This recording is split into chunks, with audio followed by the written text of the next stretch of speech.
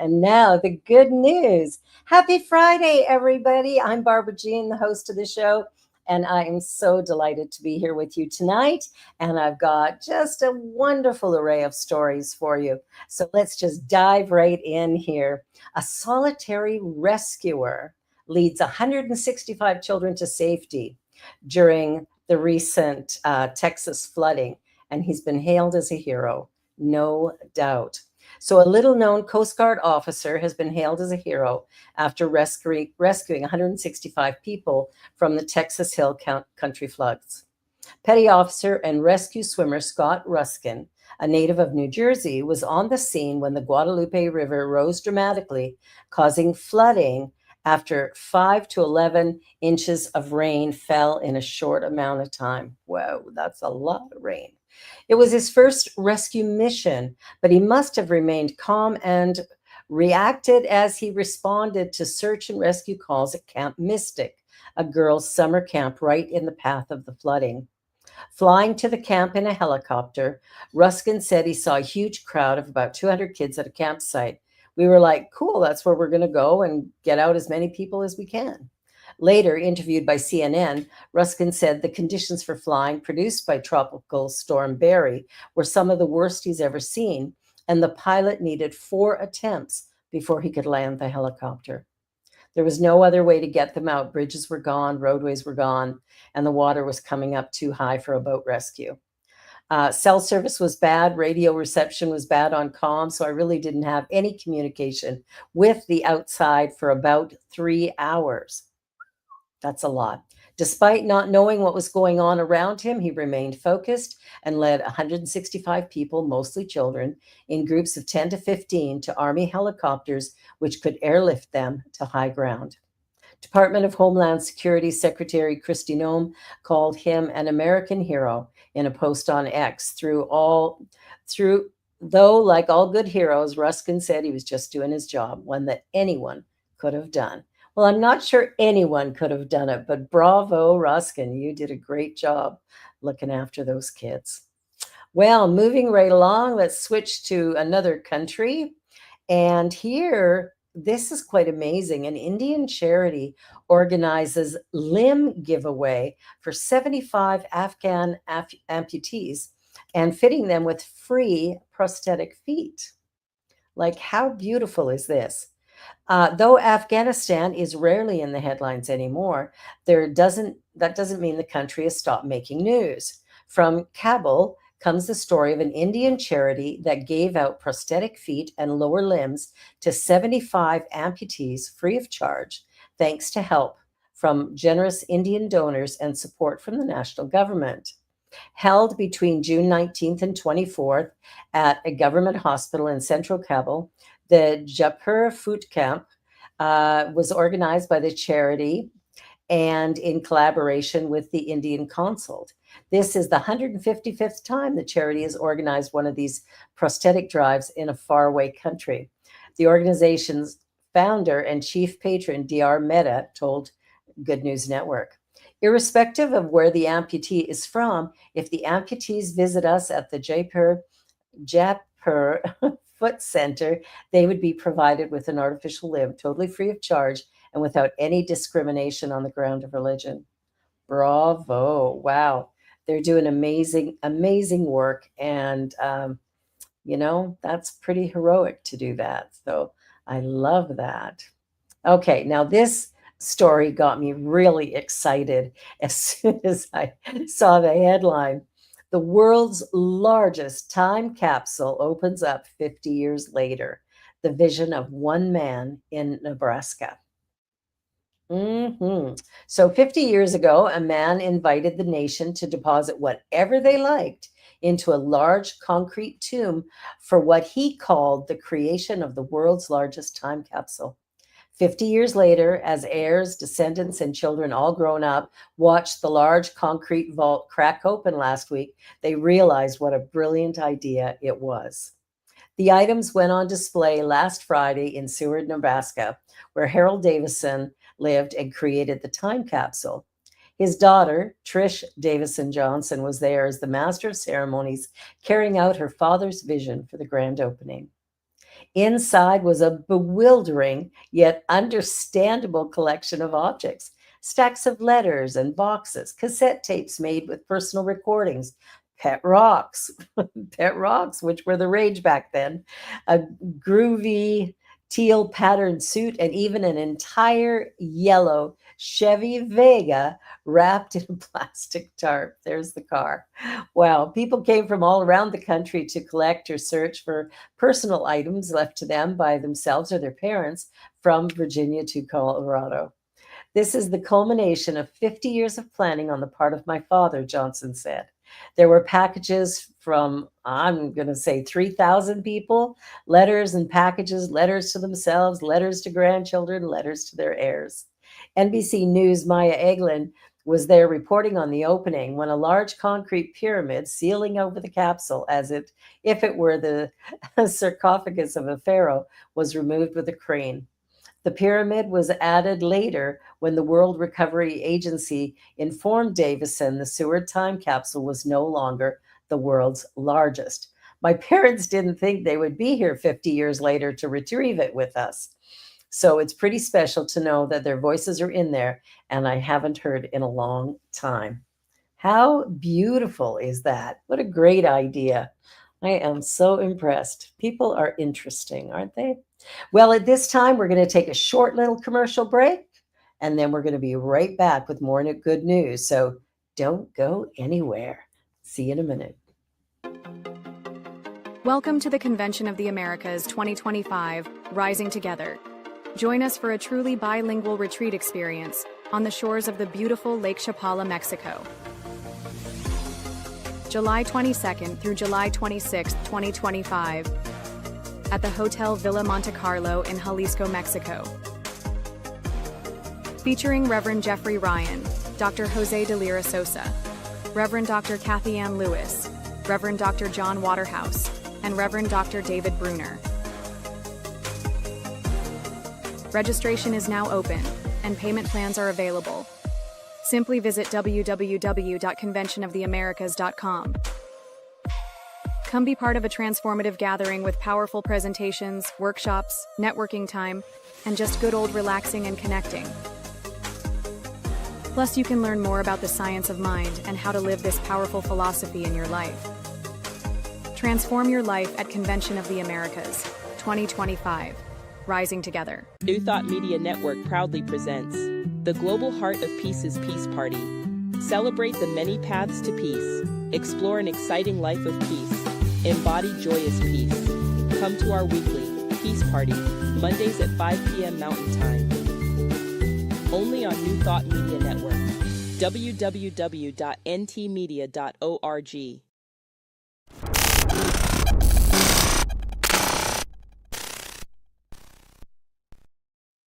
And we're back.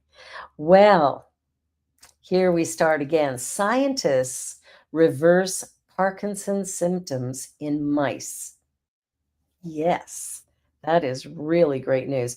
Groundbreaking research by the University of Sydney has identified a new brain protein involved in the development of Parkinson's disease and a way to modify it, paving the way for future treatments of the disease.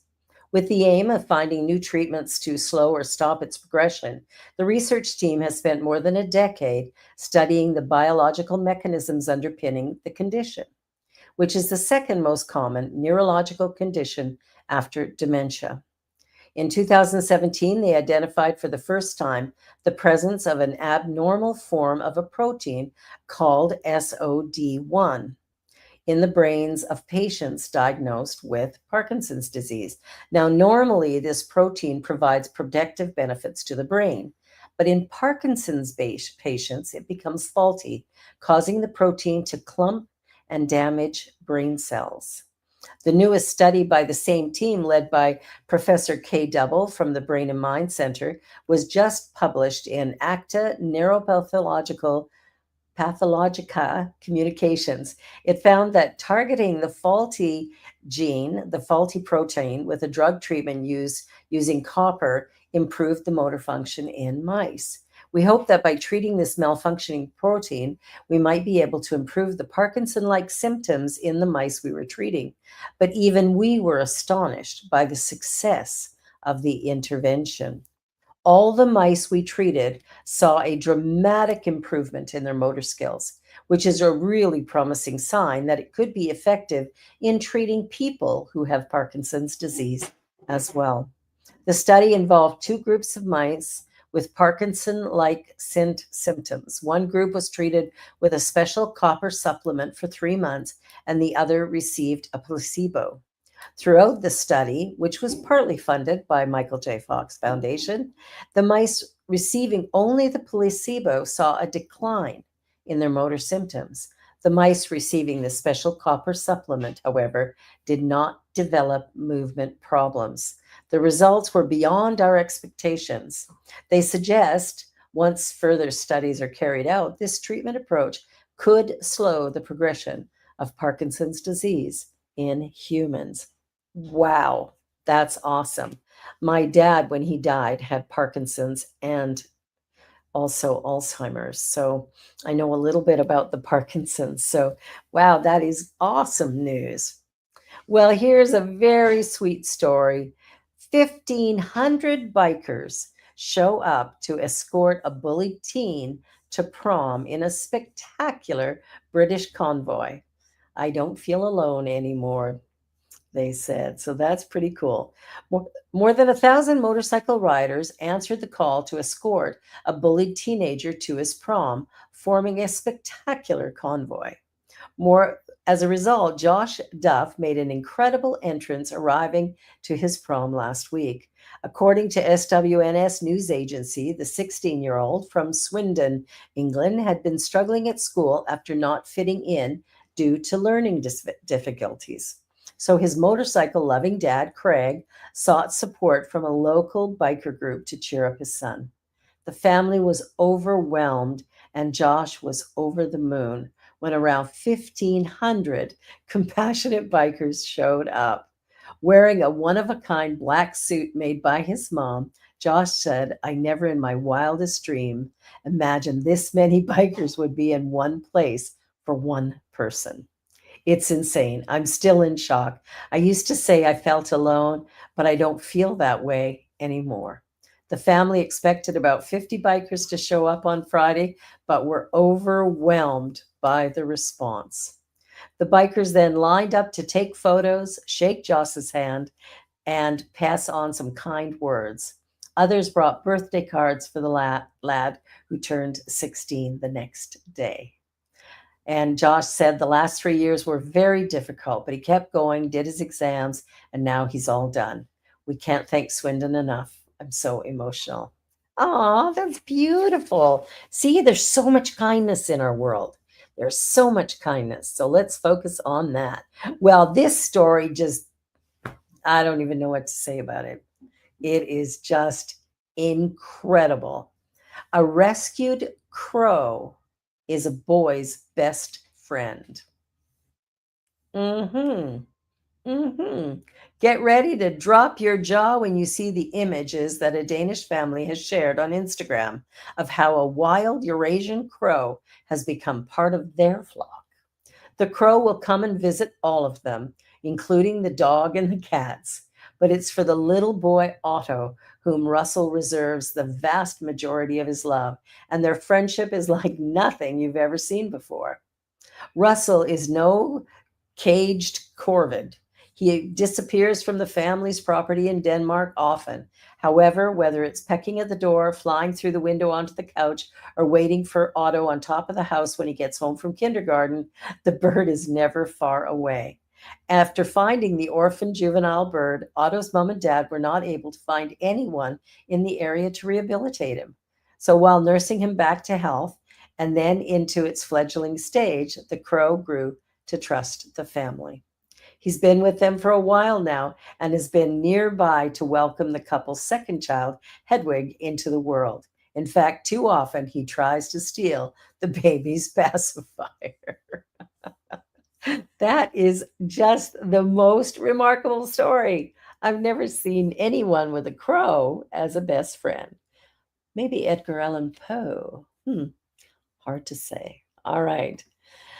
Well, this is sweet. A musician infuses his dad's ashes into his guitar fretboard to be with him at future gigs.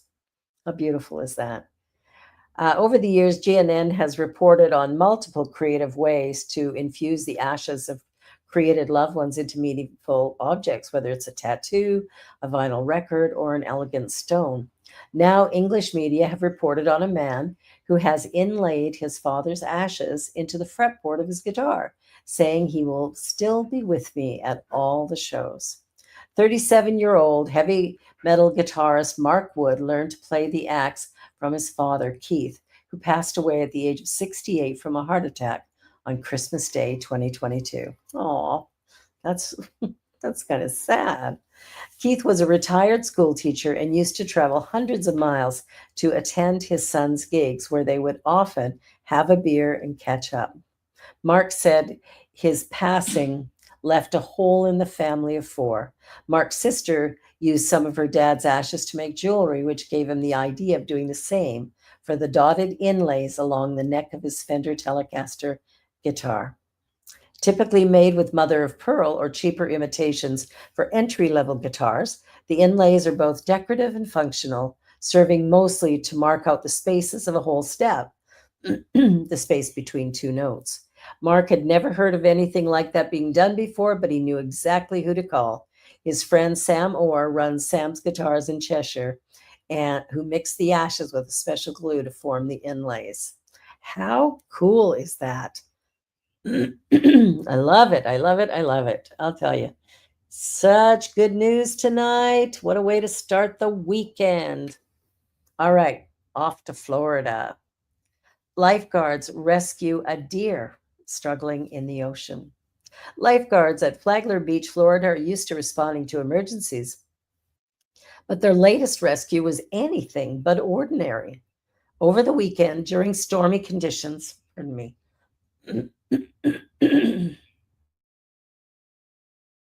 my throat. Over the weekend, during stormy conditions and heavy rainfall, they found themselves paddling into the Atlantic Ocean to save a deer who was flighting to stay afloat in the surf. Senior lifeguard Chase Hunter led the daring effort, with first-year lifeguard Leo Peters by his side. Peters helped guide the rescue board back to shore through powerful waves, all while staying alert to recent shark sightings in the area. Whoa! Isn't there enough of a risk in what they're doing? You got to add sharks. Oh my goodness. Despite the risks, the rescue was a success. We save lives, whether it's a human life or, in this case, a deer, Hunter told Fox 35 Orlando. Peters was caught off guard by the intensity of the situation, especially the sound of the distressed animal. They yell loud, he said. When I got out of there, I thought Chase was the one screaming. Once the deer was safely out of the water, the lifeguards joined forces with Flagler Beach Fire Rescue to guide the animal across the busy A1A roadway and back toward the forest. I was holding onto the deer as hard as I could, Hunter recalled. It's fighting, it's heavy. I'm tired, everybody's tired. But in my mind, I was telling myself, we're getting this deer in one way or the other. How fabulous is that? Wow, talk about good news. Okay, we got a video for you. So let's just chalk up that video.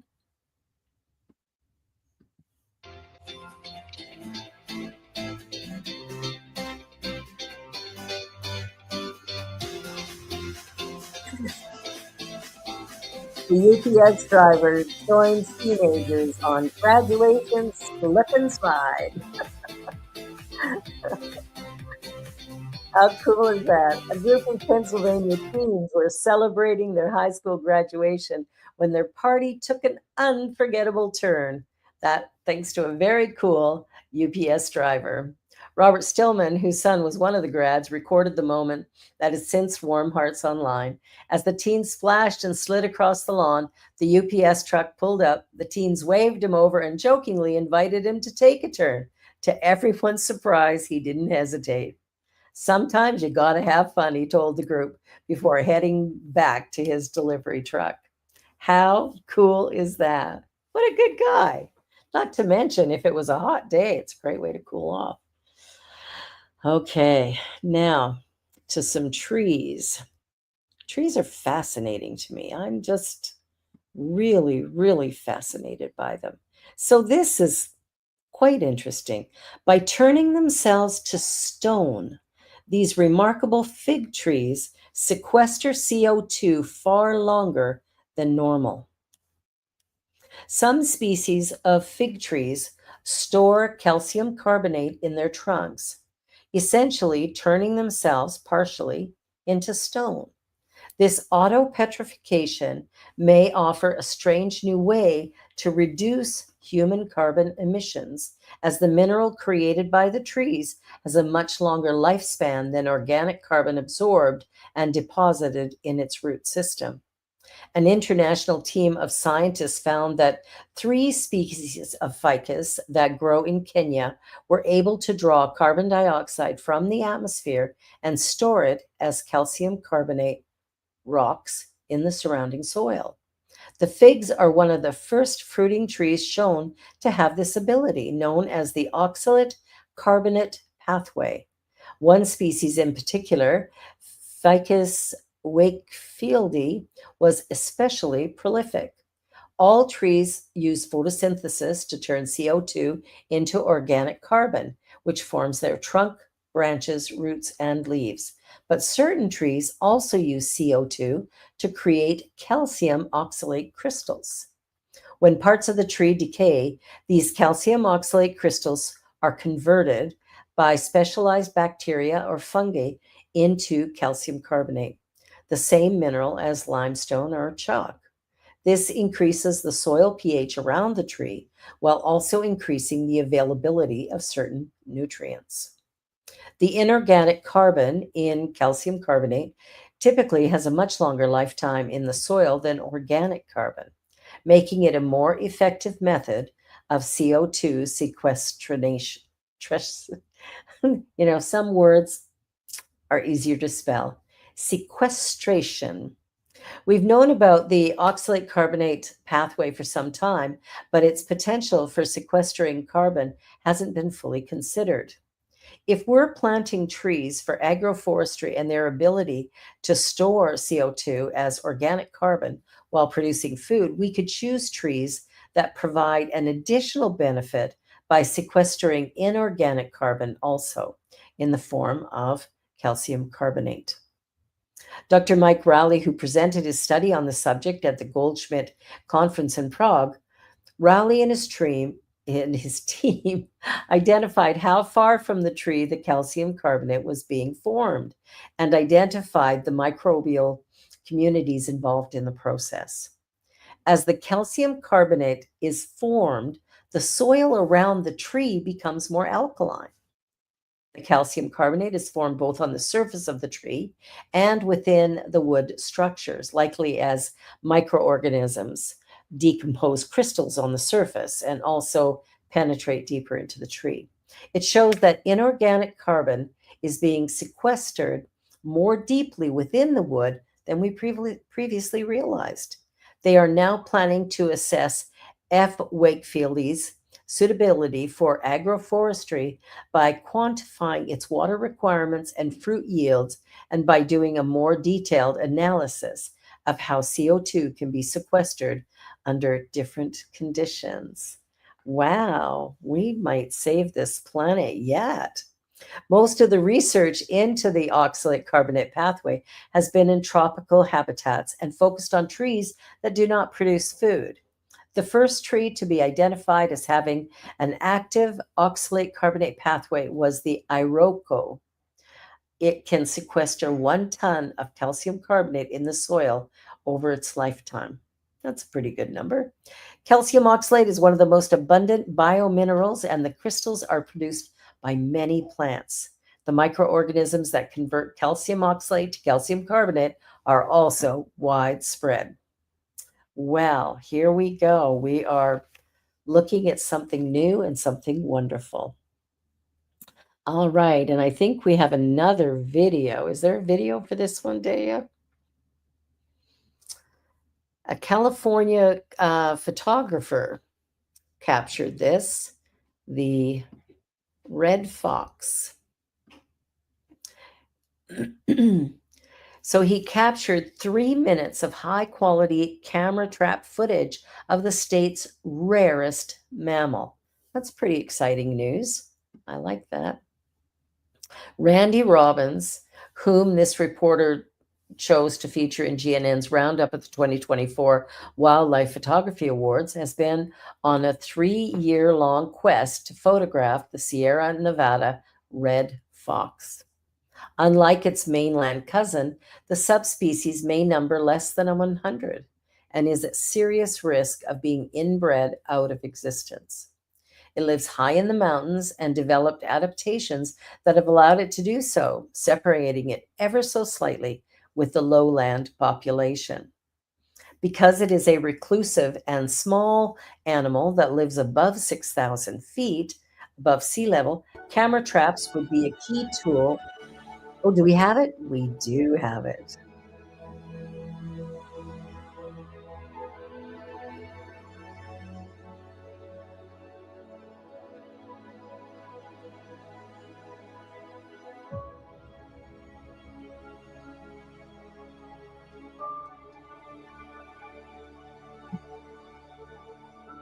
Beautiful.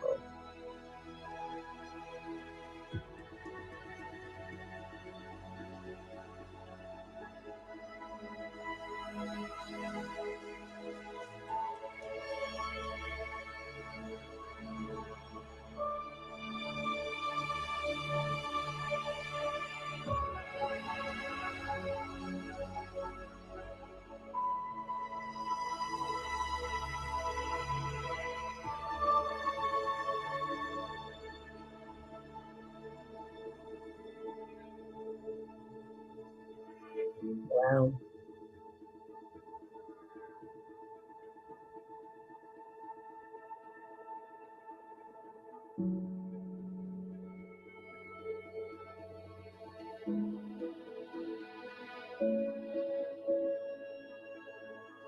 It is remarkable to be able to see an animal that may soon be extinct. We're a couple of generations away from these foxes dying out due to inbreeding and that kind of thing because their population is so small. So I think telling their story and getting the word out is important just to sort of motivate people because people care. People want them to be saved. Last winter, he set one of his cameras out on a ledge in Lassen Volcano National Park, one of the animal's last strongholds. A line of rocks jutted on the one side of a ravine, which Robbins knew the animals preferred to walk when there's snow on the ground. So, having his camera there, look what he captured. Wow. Well, everybody, that is, and now the good news for another Friday. I hope you heard something interesting tonight. I know I was very excited about some of the stories. So, it's always nice to just spend a little time with you on a Friday night and get ready for the weekend. You're watching the New Thought Media Network. I'm Barbara Jean, your host, and I will see you again next Friday, same time, same channel. And check out the rest of the programming here on the New Thought Media Network. And how about like, share, and subscribe? Have a wonderful, wonderful weekend. Happy summer.